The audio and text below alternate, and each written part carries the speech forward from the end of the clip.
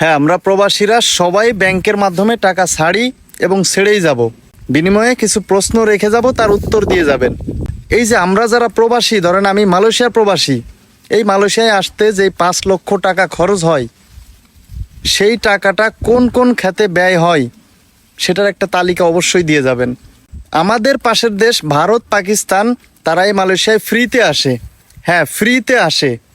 তারা যদি পারে, আমাদের বাংলাদেশ কেন পারে না? আমাদের বাংলাদেশের কর্মীদের মালয়েশিয়া আসতে কেন 5 লক্ষ টাকা খরচ হয়?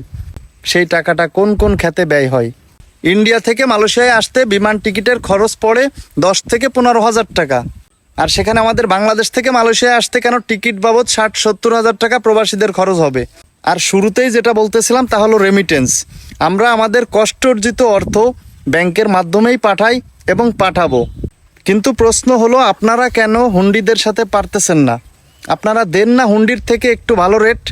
এই হুন্ডিতে যারা লেনদেন করে, এই হুন্ডির ব্যবসা যারা করে, তারা এই বেশি রেটটা দেয় কোথা থেকে? এটা আমাদের জানার প্রয়োজন। আমরা ব্যাংকের মাধ্যমে যেই রেট পাই, আমাদের থেকেও যারা হুন্ডিতে টাকা পাঠায় তারা রেটটা বেশি পায়। এখন এই টাকাটা তারা কই পায়? যারা হুন্ডি ব্যবসা করে তাদের বিরুদ্ধে আপনারা কোনো ব্যবস্থা নিতে পারবেন না। আপনারা পারবেন শুধুমাত্র সাধারণ প্রবাসীদের উপরে ব্যবস্থা নিতে। আমরা সবাই প্রবাসী এবং বাংলাদেশের একজন নাগরিক, তো আমাদের জানার অধিকার আছে। এই প্রশ্নগুলো করে গেলাম, অবশ্যই উত্তর দিয়ে যাবেন। ভালো থাকবেন সবাই।